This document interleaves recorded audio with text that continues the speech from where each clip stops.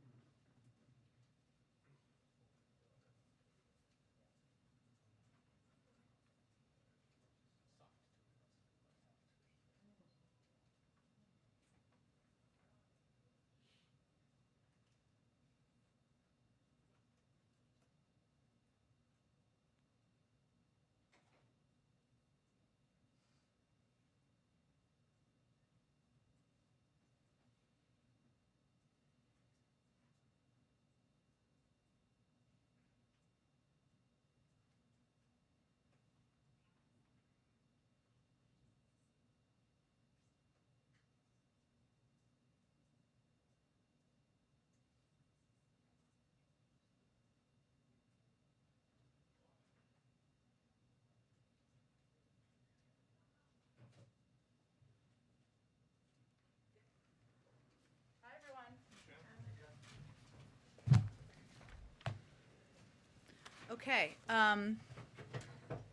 Today, the administration announced a historic new donation in the global fight to defeat COVID-19. President Biden announced that the United States is purchasing an additional 500 million Pfizer vaccines to donate to low and lower middle income countries around the world. Before today, the United States had already committed to donating over 600 million doses to the world. That includes 500 million Pfizer doses that we purchased earlier this summer to donate to 100 countries in need, the largest donation of COVID-19 vaccines by a single country ever.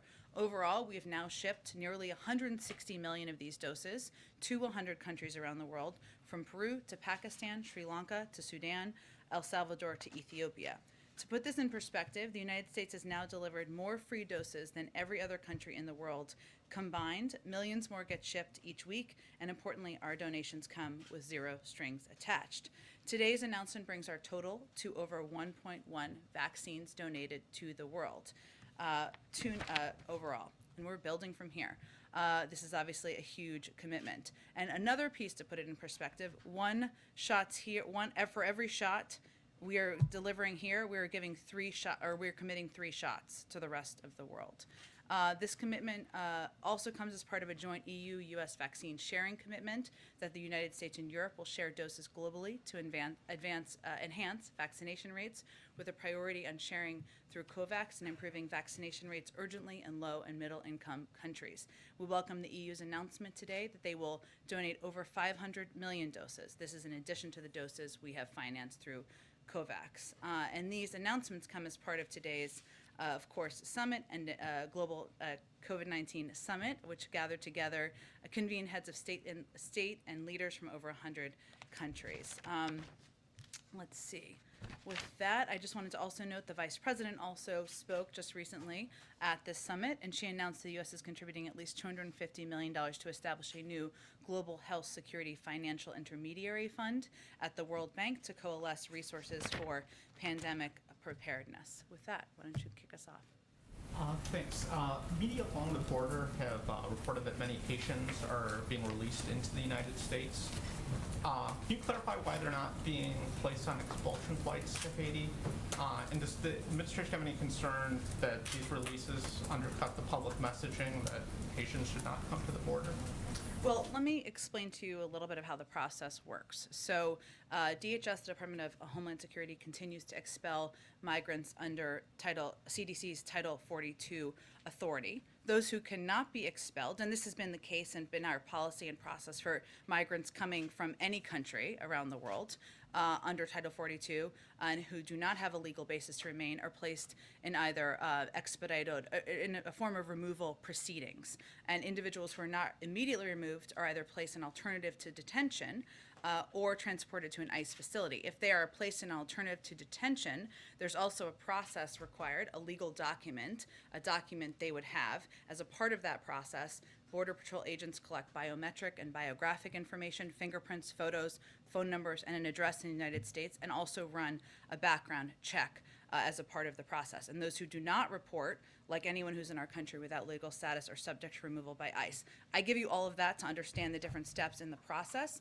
Obviously, there are flights. We need to have enough flights to transport individuals to Haiti or to other countries. And there are a range of flights, as you know, that are going to different parts of the world, depending, and those are in process. So if we're not, if there isn't a flight ready yet, those individuals may be placed in alternatives to detention, and there, as I noted, is this mechanism where these documents are required. And could you offer any further details on the call that happened late this morning between President Biden and President Macron? How long did it last? Sure. How was the tone? With how much, there was quite a bit of detail in the a readout of plans for the meeting. How much of that was worked out beforehand, before the presidents even got together? Sure. Well, as we've noted in the past, to take your last question first, there have been ongoing discussions and engagements at a variety of levels between the United States and France. So certainly the possibility of a meeting was something that was naturally discussed in advance, but also natural for the president to raise that and discuss it at the leader level. In terms of the tone of the call, it was friendly. It was one where we're hopeful, and the president is hopeful. This is a step in returning to normal in a long, important, abiding relationship that the United States has with France. It was about 30 minutes long. As we noted in the readout, and as you said, it was extensive, but part of during the conversation, the president reaffirmed the strategic importance of French and European engagement, I should say, in the Indo-Pacific region, something that we look forward to continuing to work with them on. And as we said in the readout, the French ambassador will return to Washington next week, and he will then start intensive work with U.S. officials. So that will be part of the ongoing next steps that we go from here. And as we also noted, they will meet in Europe at the end of October. If I may just quickly follow Sure. up on that. Boris Johnson earlier today dismissed French anger over the submarine deal, saying the French officials should get a grip. Substantively, does the administration agree with the Prime Minister's criticism that the French have failed to acknowledge the value of AUKUS and the submarine deal to global security? And then secondly, is calling on the French to get a grip helpful at this point? Well, I can only speak for our relationship with the French and our relationship with the United Kingdom. And I will say that the president during this call, as we said in the readout, acknowledged that there could be there could have been more discussion in advance of the announcement. And that was an important message for him to convey during that conversation. So I can't speak to the comments and whether they're constructive or not from other countries. Jen, hey. Go ahead. Thanks, Jen. Follow up on immigration. I have one on the schedule today. So Secretary Mayorkas has now been asked twice on the Hill, and he's not been able to provide an answer to this. So I want to ask you, do you have the numbers? How many Haitians have been deported? How many have been processed? And how many have been allowed to stay in the United States? I certainly understand why you're asking and understand why people have been asking Secretary Mayorkas. Those are numbers that are the Department of Homeland Security would have the most up-to-date numbers. But why is it so hard to keep track of a simple number like that? Why can't you give it? Why can't he give it? It's been 2 days now he's been asked that. I'm certain they will provide it. It's an absolutely fair question to ask, and I'm certain he just wanted to have the most up-to-date numbers to provide. On the campaign trail, then candidate, now President Biden said, we're going to restore our moral standing in the world and our historic role as a safe haven for refugees and asylum seekers. How does what's happening on the border right now with Haitian refugees square with that? Well, which aspect of what's happening at the border? What's happening with the Haitians? Do you mean the photos Them we've being seen, sent or do out, you the mean? photos? Yeah, them not. Well, first, we understand and agree that this has been an incredibly heart-wrenching issue. We've watched the photos of Haitians gathering under a bridge, many with families, and the horrific video of the CBP officers on horses using brutal and inappropriate measures against innocent people. I think it's important to address that and separately address what our immigration policies are and understand that people are combining them, but that's why I asked that question.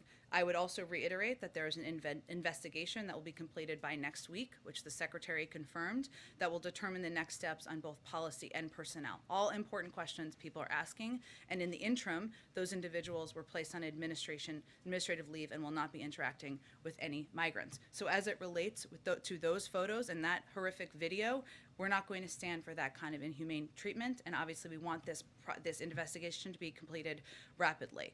I will say on the broader question you were asking, the President remains committed to putting in place a humane and orderly immigration system that includes an established and efficient process for applying for asylum, that includes a range of programs for individuals to apply to stay in the United States. That requires Congress acting, and it requires also health conditions improving as we are in the middle of a pandemic. And we are continuing to expel people coming from a range of countries as we are continuing to apply Title 42 because there is a global pandemic that is ongoing. So I would think it's important to note that our policies, our border restrictions are being applied not just to Haitians, but to people who are coming irregularly to migrate to the country from anywhere. More than 90,000 people were expelled in August. That was even before what we've seen in the troubling photos under the bridge. We are applying immigration laws. We are applying what are border requirements, and we are applying Title 42, which again is a health application given we're in a global pandemic. And just quickly on the schedule today, with all the Democrats that are here, would you describe where we at on the president's economic plan as a make or break moment? I would never describe it that way, but I would say, look, this is an important moment. We're in a pivotal period of our negotiations and discussions, and we always knew and have always known that as we get close to points where there are votes called or where there are key moments that Congress has on the calendar, that there needs to be deeper engagement by the president. That's what you're seeing happen today, as you've seen in our announcement of his schedule. He's meeting not just with leadership, he's also meeting with members of a range of caucuses across a broad spectrum of beliefs in the Democratic Party. And he sees his role as uniting and as working to bring together people over common agreement on a path forward. And that's his objective. So yes, these meetings are important. He's looking forward to hearing from people and looking forward to playing a role in bringing people together over achieving our shared goal of lowering costs for people and making the tax system more fair. Oh, go ahead, April, and then I'll go. Jen, just bear with me because there are a lot of moving parts on this issue. Members of the Congressional Black Caucus were here today meeting with the National Security Team Cedric Richmond and Susan Rice. Yep. Can you give us an update, because they were talking about Haiti, the immigration issue at the border. Could you give us an update on that and what is expected for tomorrow's meeting with civil rights leaders, be it teleconference or what have you, with White House officials? Just what do you mean by an update exactly? An update on Can what you tell happened us in the what meeting? happened in the meeting, what was given to them, what did they ask for? Because Black leaders are making big asks of this crisis moment. Tell me more about what you think they're asking for. Okay, what they're asking for, the asylum process, what does that look like? Reverend Al Sharpton is going to the border tomorrow to see what that looks like, if people are actually being able to get asylum who's here. Also, you talked about the condemnation of what the patrol agents were doing with the reins or whip, whatever, with the intent to lash, to hurt people, to keep them away from the border. They want to know, is that practice going to still be in place? Horses and the lashing, those kind of issues. So I just wanted to have clarity on exactly what you were asking about, April. That's it. On the second piece, there is an investigation that is ongoing that the Secretary of Homeland Security has made clear he wants to happen quickly, and he wants the outcome to be done by next week. Once that process is concluded, that will help be a determinant in any policy decisions and personnel decisions both. All important questions. I'm sure that was what was conveyed as well. On the first part, I think in the answer I gave just a few minutes ago here, I think what we are conveying to anyone who are our partners, whether they are civil rights leaders, members of the CBC, and others who have important questions here, is how outraged we also are by these photos and this video, our commitment to this investigation, but also how our immigration processing system works. And in response to Amar's question before, what I tried to lay out is what happens, right?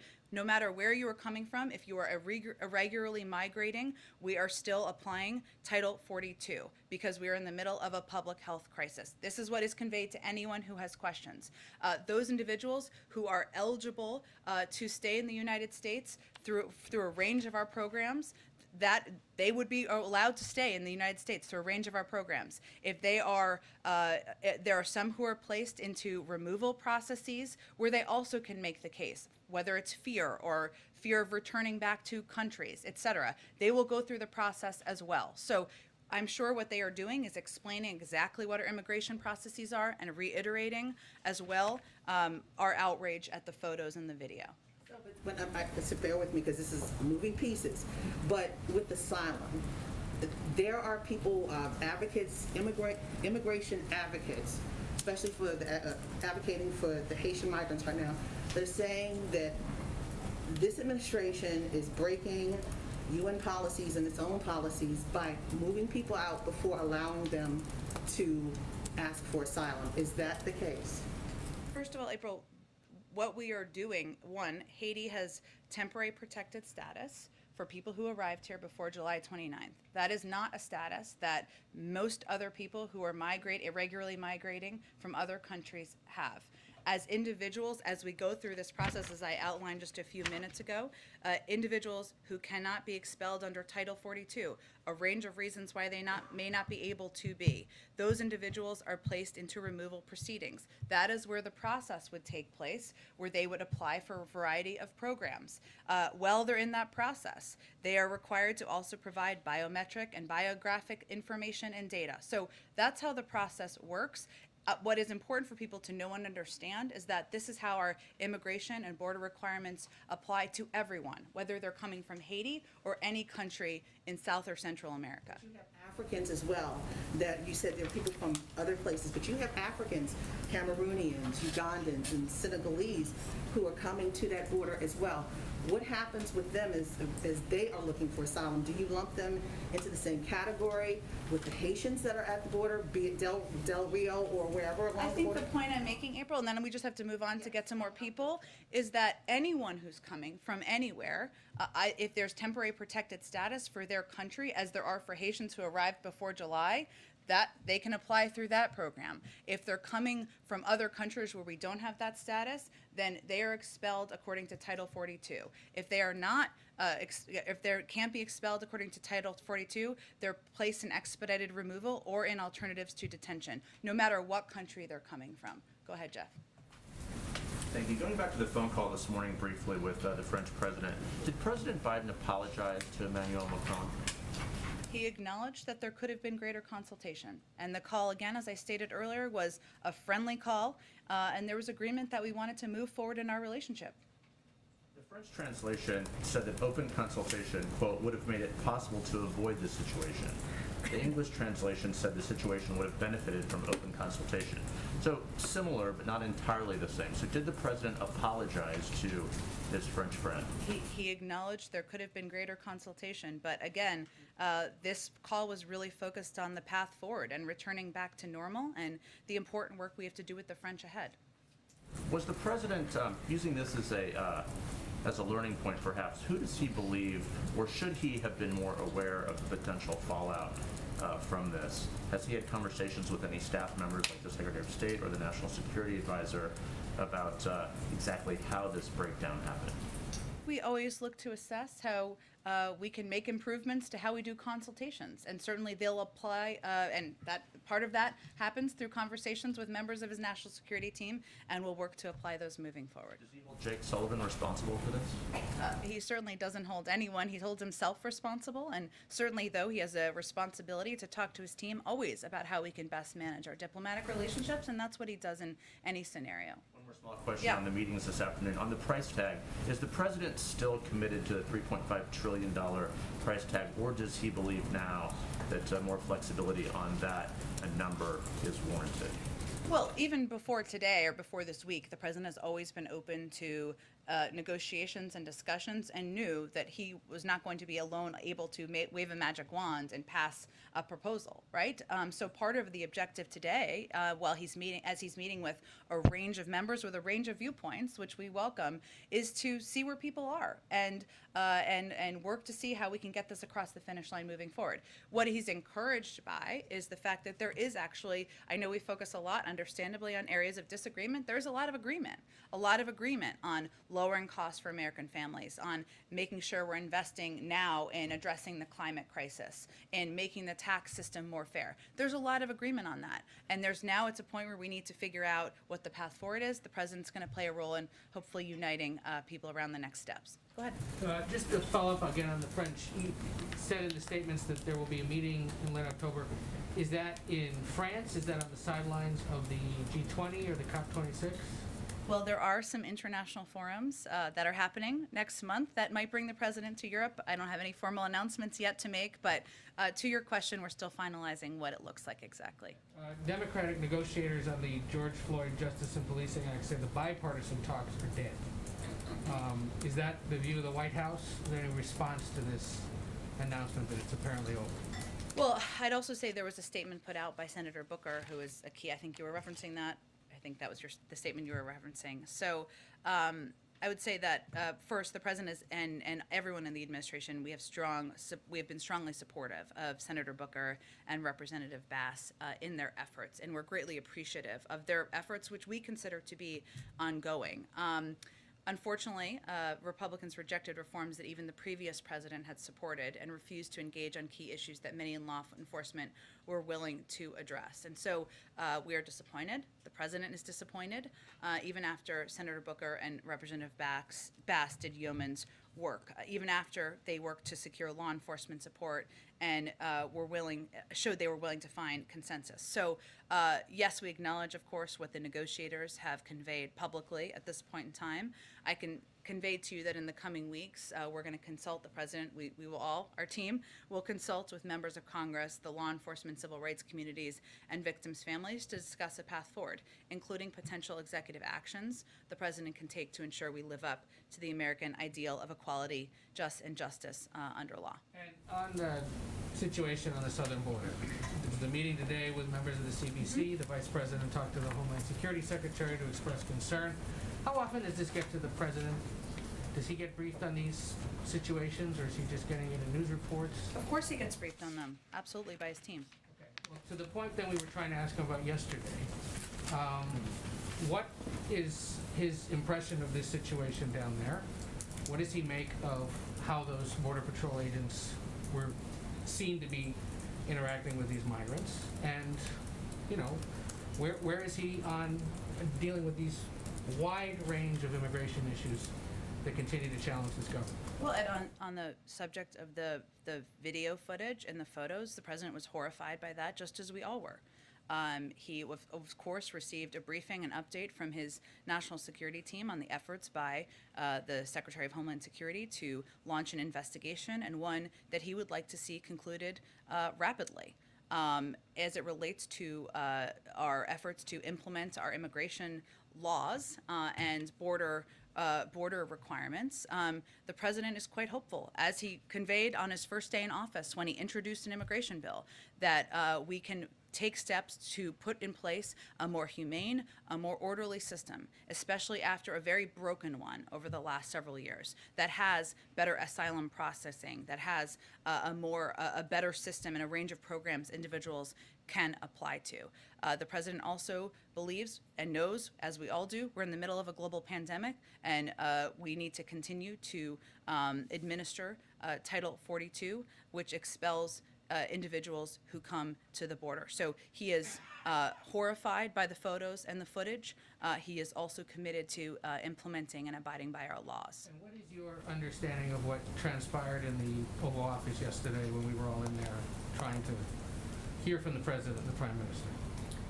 Which aspect? Well, the British prime minister in the American Oval Office called out British reporters, and then when American reporters tried to call in the American president, we were escorted out, let's put it that way. Well, I think in that circumstance, and I think our relationship with the United Kingdom and with Prime Minister Johnson is so strong and abiding, we will be able to move forward beyond this. But he called on individuals from his press corps without alerting us to that intention in advance.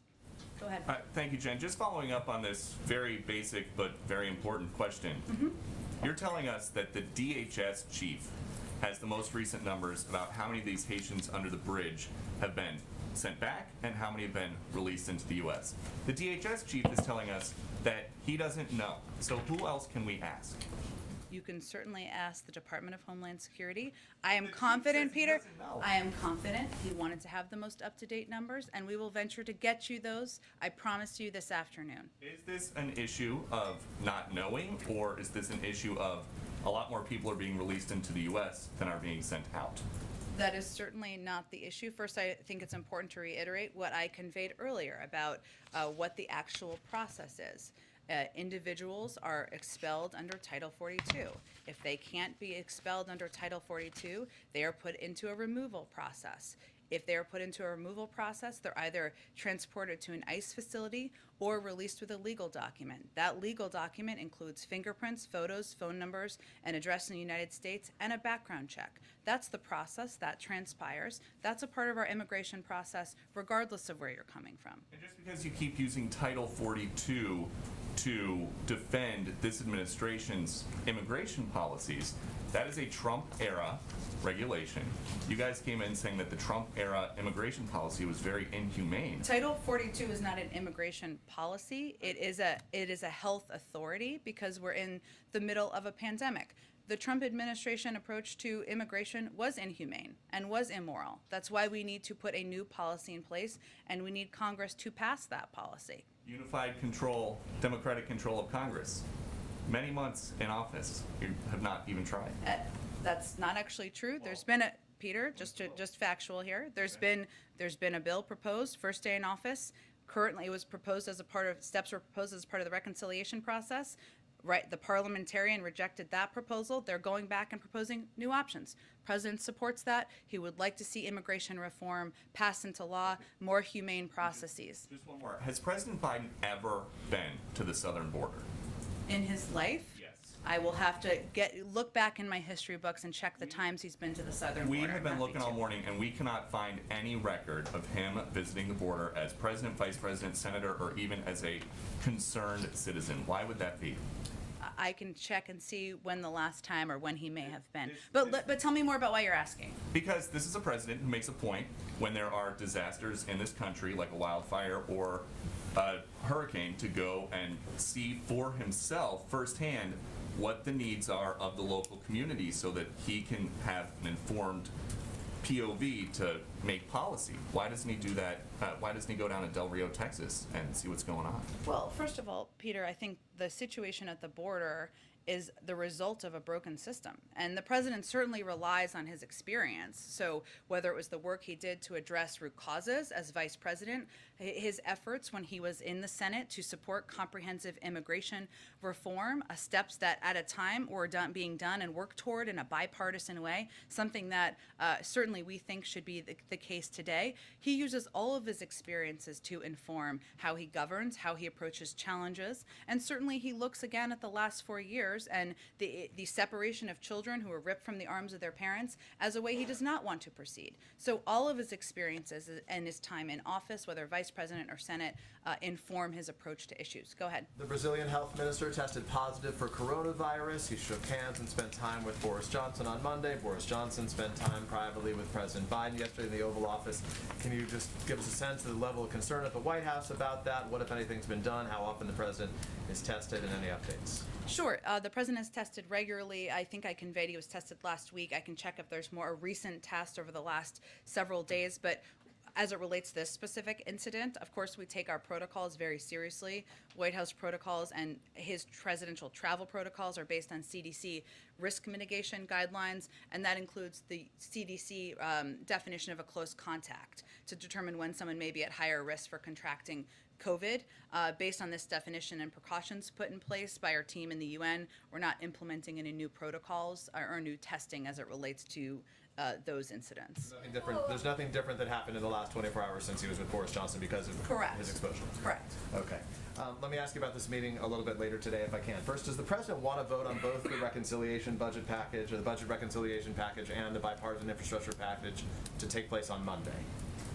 The president trusts the leadership of Speaker Pelosi and Leader Schumer, and certainly he'll work closely with them to get these across the finish line. Bottom line, Americans are watching this. Who needs to give here, the progressive Democrats or the moderate Democrats? Sometimes there's need for compromise from every end, but he'll know more after these discussions today in the coming days. So let me ask this then, if I can, Jen. So the president, he campaigned, and in his first months in office, he campaigned on this message of unity and competence, that he could make Washington work, that he would rebuild, revitalize these alliances. Now Americans are seeing headlines about Democrats divided about what they're going to do on this agenda. France is furious at the U.S. There's frustration among allies about Afghanistan. What should Americans make of that, given what they've seen in recent weeks? Well, let me take each of those issues. The president just had a friendly phone call with the president of France where they agreed to meet in October and continue close consultations and work together on a range of issues. And where he acknowledged a failure, right, that he should have communicated better and advanced that. Well, again, I think in terms of the level of American concerns, acknowledging there can be closer coordination and consultation, I don't think is going to be the height of concern for most of the American people. But anyone who's concerned about our relationship with France can rest assured that they had a friendly phone call and we have a path forward. On the second, which is why I asked. 'Cause on the second piece, I would say this is a messy sausage-making process. The president today, what Americans should be encouraged by is the president is bringing people of a range of viewpoints on big, important packages that are going to make their lives better here to the White House to have a discussion about it. He's rolling up his sleeves. He's welcoming them to the Oval Office. He'll have some COVID-safe snacks, whatever may happen. People should be encouraged by that. And that's the kind of president he is. He's going to be deeply engaged with getting bills and legislation across the finish line to make their lives better. I guess that just to punctuate that, why do you think in the most recent poll from Gallup that 43% of Americans now approve of his handling of the job, which had been well above 50% only a matter of weeks ago? What do you think in the eyes of Americans has changed that you guys have not done well enough? Well, I think the country is going through a lot right now, and people are still under the threat of COVID. That is concerning to a lot of people. We see that in polls as well. Even as they approve of the president's handling of COVID, that's still something impacting people's lives. There's a great deal of anxiety about that. We understand that. But our objective is to keep pushing his agenda forward and keep making their lives better and, look at that over the long term. Go ahead. Jen, I was struck by what you said in response to Ed's question about what happened yesterday in the Oval Office. Okay. Can you shed a little bit more light on this? Did the president feel he was upstaged by the British Prime Minister yesterday? I think the president has not spent a moment worrying about it. Can I ask you, because there are so many issues that we have discussed Sure. here that are of interest to the public, everything from the collapse of the police reform negotiations on Capitol Hill today to the pivotal period we're in, 8 days before the end of the fiscal year and no deal yet to avoid a government shutdown a week from tomorrow. When can we expect to hear, or when can we expect to have the opportunity to ask the president substantive, pointed questions about these matters in a way that he will elaborate on his views? Well, first, the president knows that he was elected not just to get the pandemic under control and put people back to work, but protect our democracy and stand up for what's right and be transparent. And certainly part of that is engaging with all of you.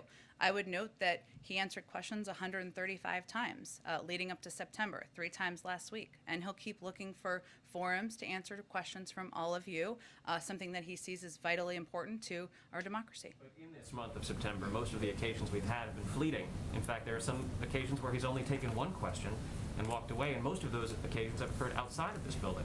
So when can we expect to have an opportunity to actually ask the president questions in a formal setting? Again, Steve, I'm not trying to diminish or ask for a formal press conference, which certainly I'm sure we will have another one. But I will convey to you that as it relates to providing information to the public, elevating the importance of the freedom of press to our democracy, that I don't know that the format, whether it is multiple shorter Q&As or a longer formal press conference, is at the top of the list of the American public's concern. We Go ahead. intend to raise the matters of concern to the public at those press conferences. As you have during 140 times you've asked the president questions. Go ahead. Thanks, Jen. A couple to follow on Macron first. The French had called for the cancellation of the EU-U.S. Trade and Tech Summit in Pittsburgh next week. After the phone call today, do you expect that to go forward? We're still, our officials who are planning to attend are still planning to attend. With no sense of if the Europeans are. We're continuing to plan for an inaugural meeting of the group in Pittsburgh as a follow-on to the commitment made several months ago. The readout said that the U.S. was committed to reinforcing support for French counterterrorism operations. I'm wondering if that is sort of a broad, we're allies and partners, or if that was, we should read between the lines that that is some new commitment that we've given to the French in terms of like tangible support. I would read it more as the former, in that they're an important partner in the Indo-Pacific. They're an important partner around the world, and certainly addressing the threat of terrorism that has metastasized and changed over the course of the last 20 years is a vital priority for us, as it is a vital priority to the French. And as I noted, when the ambassador comes back, there'll be consultations. Obviously, there'll be a meeting between President Biden and President Macron, and I'm sure they'll discuss this and a range of issues. The Fed today shifted forward their projections when the economy would be ready for a rate hike, which suggests economic strength, which I assume you'd be happy about, but obviously many Americans are still struggling, so I wonder if you agree with that assessment from the Federal Reserve. We certainly agree with the independence of the Federal Reserve and their right to make decisions it deems necessary on monetary policy. I would note that even just yesterday, the OECD projected 6% GDP growth, certainly a positive sign, which is nearly double what was projected in December. And the OECD also increased its projection for U.S. GDP growth in 2022. So we've seen a number of positive signs as it relates to economic growth. That doesn't mean that every issue, to your point, every American is having as it relates to inequality or access is solved. It's not. But our focus and our policies is to address those over the long term. On the congressional meetings today, sort of the format of them, you seem to have leaders coming in, then moderates, then progressives. Why isn't everybody in the same room? I mean, I think we've heard from all three of these people where they are, and it seems like you're kind of inviting an echo chamber rather than a chance for people to hash it out with the president sort of playing moderator. Look, I think the president wants to hear from everybody on what they're most excited about, what concerns they may have, and he wants to play a role in hopefully unifying members of the party around the path forward. And he felt this was the most constructive format at this point. I will tell you, this is probably not going to be his last engagement with a single member of Congress in these important days forward. Go ahead. Thanks, Jen. I wanted to ask, just building on something here, did President Biden offer French President Macron anything, any commitments to make feelings feel a little better? And in addition, did Macron ask for anything? Well, I can't. I'll point you to the French to speak to President Macron. I would say that the conversation was really about the path forward, and as I noted, the president acknowledged that greater consultation would have been helpful in this case. But it was about how to work together as we look ahead. It was not about offering a specific proposal or policy item. Can I ask you about immigration? Now that the parliamentarian has ruled against including immigration in reconciliation, and I recognize that Democrats are going to push for other avenues within reconciliation. Yep. But beyond reconciliation, what is the Biden administration's path forward for immigration? The president, as a candidate, campaigned on this issue. What type of relief is possible, and what can the Biden administration do to bring that? Well, first I would say our current and immediate focus is on supporting the efforts of senators who have been vocal about their desire, as you said, to put forward alternate proposals to be considered by the parliamentarian and see where that goes. There are a range of passionate leaders in the Senate, in the House, who want to see immigration reform happen. And we will certainly continue to work with them to see what vehicle and path forward, what that looks like. But that's our next step right now, is assessing, is them putting forward an option for the parliamentarian to consider. Go ahead. John, back on the French call for a moment. Did the president seek or receive any clarity from President Macron on why the French decided to recall the ambassador, take that step which had never been taken before? And does the president himself think that that step was commensurate with the offense? I think, Anne, as I've conveyed a little bit, the focus was really on the relationship moving forward. And as we noted in the readout, the French ambassador is returning later on this week, and the 30-minute call was really more about how we can work together in a substantive way on shared areas of interest. So he's not worried that the Ambassador Etienne would be yanked again if the next thing doesn't go right? I think he's committed to working together to ensure there is consultation moving forward, close consultation, as is evidenced by their plans for a meeting in October. On the coronavirus summit this morning, the president said rightly that the U.S. is a leader in vaccine donation, but as you well know, there is criticism of the U.S. for the prospect of booster shots, a third shot in many cases for Americans before most in Africa have had one. Was that a topic of discussion? Why didn't we hear anything from the president or from the UN ambassador on that point today in their opener? Well, we're now donating 3 shots globally for every 1 shot we've put in the arm of an American. And our view continues to be that we can do both, and it's a false choice. Our view also continues to be that, frankly, the rest of the world needs to step up and do more. And now we're at the point where of course, we've now committed to over 1.1 billion vaccines donated, but we're also committed to, we also have a partnership with the Quad. Obviously, they're meeting later this week to produce at least 1 billion doses. Our work to boost vaccine manufacture in South Africa is going to produce 500 million single-dose regimens in Africa for Africa, and we will continue to do more. Share doses, scale manufacturing, invest in vaccines abroad. You heard the president talk about that. But we also need the world to do more, especially developed economies that can do more to contribute to this effort to defeat the pandemic. Go ahead. Sorry, Deb, we'll continue. Great. Just following Jen on Anne's question there, you keep saying that the president will engage in deep consultations with the French. You could have said that in 1949 when the French first joined NATO. So I'm trying to understand here what is different now after this than it was before. Is the president's vision here that you simply go back to the way things were, where clearly that consultation process failed? Or is the president's vision that you have a new project of some kind with the French that begins to make reparations for what they view as what they've lost?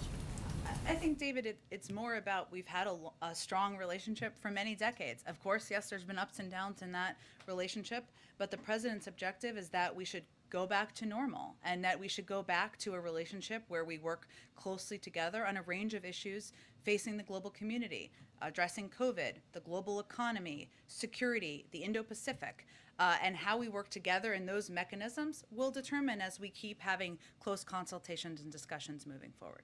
One question on the Quad meeting, which is coming up Yeah. on Friday. So you'll have the Australians there, but then you'll also have India and Japan.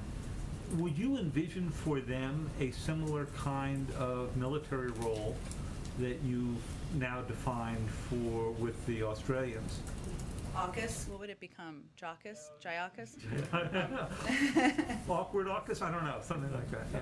Look, I think, David, that the announcement of AUKUS last week was not meant to be an indication, and I think this is a message the president also sent to to Macron, that there's no one else who will be involved in security in the Indo-Pacific. Of course, it's a topic of discussion, an important topic in conversations, with the French, with a range of countries who have a direct interest in the region. I can convey to you that we will have a preview call on the Quad meeting, which I know there's a lot of excitement about, for probably tomorrow in advance of that meeting, where we'll go through more detail of the planned agenda for the meeting as well. Go ahead, Jeff. Jen, China's Evergrande agreed to settle interest payments on a domestic bond today. I know this is very wonky, but it's impacted. We love wonky in here. The markets. Everyone's a nerd in here in some way. Is the White House satisfied with that solution, and do you have more concerns about contagion from that particular company? Well, as I said the other day, and I'm happy to talk to the Treasury team to see if there's anything more we can offer. Obviously, the majority of their business is in China or has been in China, and we, of course, closely monitor the markets and the impact on the global markets, which is something certainly the Treasury Department does. So that's where we look and assess in terms of how it relates to the United States. So I don't have anything new to provide from here, but I'm happy to check with them if there's anything in addition.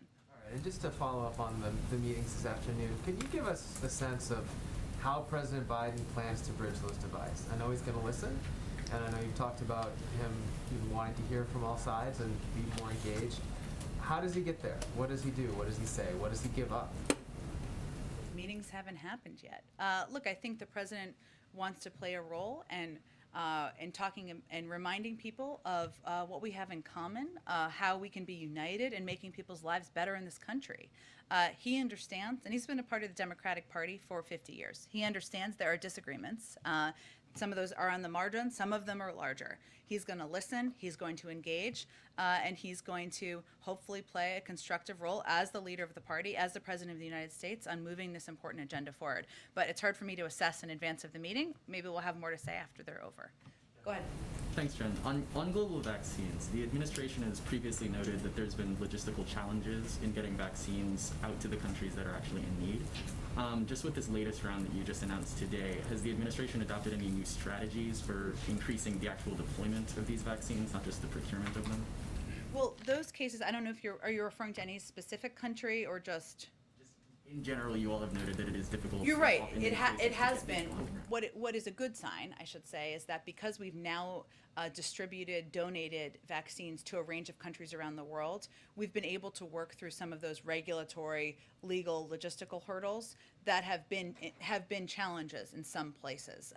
There are requirements in some countries as well that they have needed to address in order to make it easier to donate vaccines, whether it's ability to transport or maybe they have regulatory requirements. But now that we've done rounds of donating 160 million doses to a range of countries in the world, it should be easier moving forward. And building off that, are the places where these vaccines that you just announced going, are they the same range of countries that you all previously announced? Yeah, they are. So we're going to donate these doses to the same 100 low-income countries as we previously announced a donation of the 500 million doses to in June. So specifically, that's 92 low and middle-income countries as defined by Gavi's COVAX Advanced Market Commitment, and all African Union member states, and 8 additional countries to cover the African Union: South Africa, Namibia, Botswana, Gabon, Equatorial Guinea, Libya, the Seychelles, and Mauritius.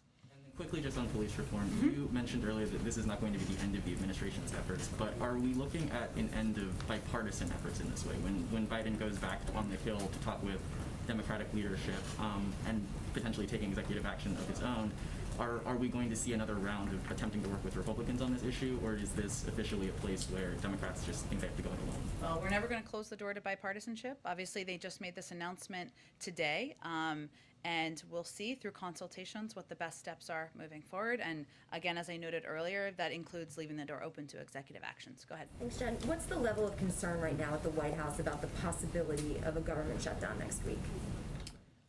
Well, until a CR has passed that funds the government, we'll certainly have a concern. But our goal and our focus is on preventing that from happening. Obviously, the House passed the CR with including raising the debt limit attached. The Senate could pass that today, and we could all rest easy. The government's not going to shut down. The American people could rest easy. We'll see what happens. Has OMB started working on contingency plans for that possibility of a shutdown? They're always working on contingency plans, but our focus is on preventing it from happening. Go ahead. Jen, I spoke with several organizations that have been helping Haitian migrants, and they're saying that even though you have been saying that the U.S. is going to continue with the immigration policy that we have, that it's not a fair process, and for a country that talks about racial justice in this country, that the policies aren't applied accurately. And so I asked them what are some things that they were talking about, specifically on the metering.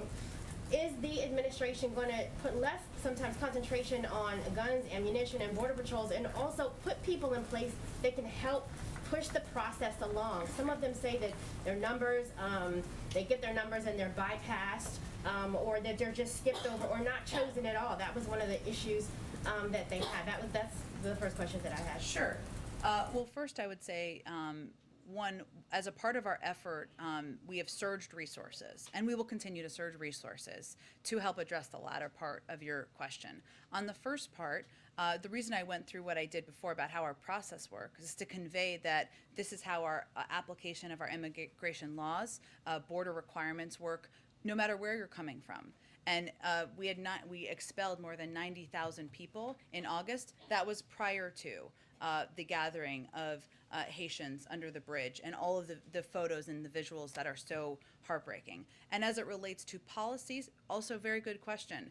As we go through this investigation to these border patrol officials who obviously were in this horrific video, that will impact. It could impact policies. It could impact certainly personnel. We'll let that process expeditiously conclude, and then I'll defer to the Department of Homeland Security on what that impact will be. A question on police reform.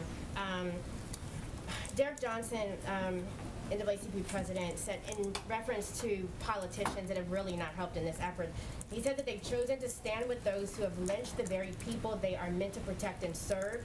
And it's disheartening that there's a lack of courage and bravery to bring about true reform. I mean, I know you've been asked questions over and over about police reform and how realistic we're actually going to see this. But is there any fear that the very people that the president has brought into these meetings over and over on police reform, many of them are now not having faith in what can really happen? I'm not sure I totally understand your question. The president has had meetings with Derek Johnson. He's had meetings with National Urban League, even Reverend Al Sharpton, and we're seeing quotes by them now saying how they don't even believe that this administration Critical of the president on police reform? Absolutely. Well, I just was trying to understand your question. I would say in Senator Booker's statement and the statements and comments of the negotiators, they've been clear about the support of this administration. As these negotiators were attempting to come to an agreement that had to meet the high bar that they had, they asked us to leave them space for those negotiations to take place. And that's exactly what we did. And we supported them behind the scenes in any way that they asked for. We also agree that it's unfortunate and disappointing that Republicans rejected reforms that even the president had supported and refused to engage on key issues that many in law enforcement were willing to address. We agree. That's incredibly disappointing. And these reforms are long overdue, and that certainly is the president's point of view. Go ahead, Francesca, and then I think I got to wrap it up here in a minute. Thank you, Jen. Too, on the travel restrictions. Sure. Are there any circumstances in which that early November vaccine mandate that the White House announced this week, that would slip a couple weeks, maybe into December or potentially into early next year? On what basis?